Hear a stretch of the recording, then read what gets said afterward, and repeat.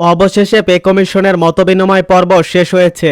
এখন শুরু হয়েছে চূড়ান্ত খসড়া তৈরির প্রস্তুতি।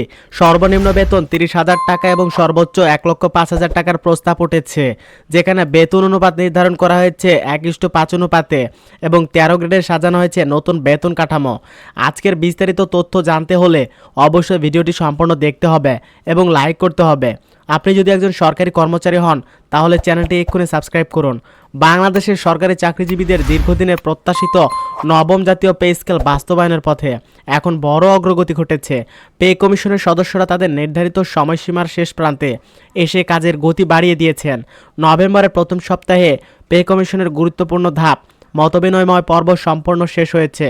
7 নভেম্বর মধ্যে সরকারি কর্মচারীদের বিভিন্ন সংগঠন, অ্যাসোসিয়েশন ও পেশাজীবী সংগঠনের সঙ্গে কমিশনের ধারাবাহিক বৈঠক সম্পন্ন হয়। এই বৈঠকগুলোতে প্রত্যেক সংগঠন তাদের নিজস্ব প্রস্তাব, দাবি ও বাস্তব সমস্যার কথা বিস্তারিতভাবে তুলে ধরে।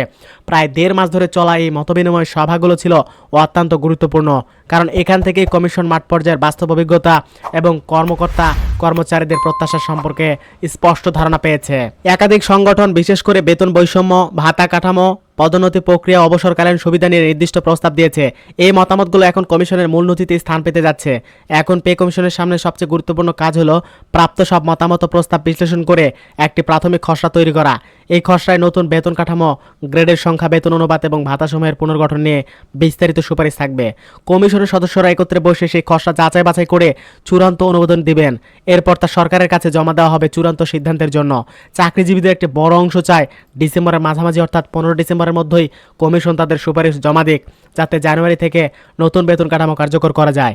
তবে কমিশনের পক্ষ থেকে এখনও নির্দিষ্ট কোনো তারিখ ঘোষণা করা হয়নি। তবুও সদস্যরা জানিয়েছেন, কমিশন গঠনের সময় নির্ধারিত 6 মাসের মেয়াদ শেষে হওয়ার আগেই কাজ শেষ করার লক্ষ্যেই তারা এগিয়ে যাচ্ছেন।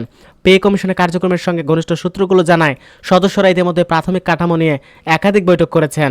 সেই কাঠামো অনুযায়ী সর্বনিম্ন বেতন 30,000 টাকা এবং সর্বোচ্চ মূল বেতন 1,05,000 টাকার প্রস্তাব উঠে এসেছে, অর্থাৎ বেতন অনুপাত 1:5 রাখা হয়েছে। এর ফলে আগের স্কেলের তুলনায় নিচের ধাপগুলো কর্মচারীরা তুলনামূলকভাবে বেশি বেতন বৃদ্ধি পাবেন, যা তাদের আর্থিক অবস্থার উপর ইতিবাচক প্রভাব ফেলবে। অন্যদিকে বেতন কাঠামোর গ্রেড সংখ্যা নিয়ে আলোচনা চলছে। বেশিরভাগ প্রস্তাব এসেছে 12 থেকে 13টি গ্রেড রাখার পক্ষে। এতে প্রশাসনিক কাঠামো আরও সহজ হবে এবং পদোন্নতির সুযোগ বাড়বে। বিশেষ করে মাঝামাঝি স্তরে কর্মকর্তারা এ থেকে সবচেয়ে বেশি উপকৃত হবেন বলে ধারণা করা হচ্ছে। বাংলাদেশের সম্মিলিত সরকারি কর্মকর্তা পরিষদ ইতিমধ্যে তাদের পূর্ণাঙ্গ প্রস্তাব জমা দিয়েছে। সংগঠনটির মূল দাবি ছিল বেতন কাঠামোর জীবনযাত্রা ব্যয়ের সঙ্গে সামঞ্জস্য রাখতে ন্যূনতম বেতন 30,000 টাকা এবং সর্বোচ্চ 1,05,000 টাকা করা। পাশাপাশি তারা চিকিৎসা ভাতা, শিক্ষা সহায়তা ভাতা এবং বাড়ি ভাড়ার পরিমাণ পুনর্বিবেচনার প্রস্তাব দিয়েছে। অনেক সংগঠন উৎসব ভাতা দ্বিগুণ করার দাবি তুলেছে। কেউ কেউ আবার অবসর সুবিধা আরও মানবিক করার প্রস্তাবও রেখেছে। পে কমিশনের একটি বড় দায়িত্ব হলো এসব দাবির মধ্যে ভারসাম্য রক্ষা করা। একদিকে অর্থনৈতিক বাস্তবতা, অন্যদিকে কর্মচারীদের ন্যায্য চাহিদা, এই দুইয়ের সমন্বয় করে কমিশন চূড়ান্ত সুপারিশ তৈরি করেছে। এজন্য অর্থ মন্ত্রণালয়, জনপ্রশাসন মন্ত্রণালয়ের কর্মকর্তাদের সঙ্গে একাধিক অভ্যন্তরীণ বৈঠক চলছে। কমিশনের সদস্যরা জানিয়েছেন, সরকারের পক্ষ থেকে তাদের স্পষ্ট নির্দেশনা দেওয়া হয়েছে যেন এই কমিশনের প্রস্তাব বাস্তবসম্মত হয় এবং তা যেন আগামী কয়েক বছরের জন্য একটি স্থিতিশীল বেতন কাঠামো তৈরি করে। আগের পে স্কেলের মতো দ্রুত সংশোধনের প্রয়োজন যেন না হয়, সেটাই কমিশনের মূল লক্ষ্য। সব মিলিয়ে বলা যায়, পে কমিশনের কাজ এখন চূড়ান্ত পর্যায়ে। নভেম্বর মাস জুড়ে চলবে খসড়া যাচাইয়ের কাজ। ডিসেম্বরের প্রথম সপ্তাহে সুপারিশের নথি তৈরি হয়ে গেলে সেটি প্রধান উপদেষ্টা ডক্টর মোহাম্মদ ইউনূসের কাছে জমা দেওয়া হবে। তিনি তা সরকারের কার্যনির্বাহী অংশে পাঠাবেন অনুমোদনের জন্য। এরপর অর্থ মন্ত্রণালয় থেকে প্রজ্ঞাপন জারি হবে এবং জানুয়ারি থেকে কার্যকর হতে পারে নতুন বেতন কাঠামো। সরকারি চাকরিজীবীদের মধ্যে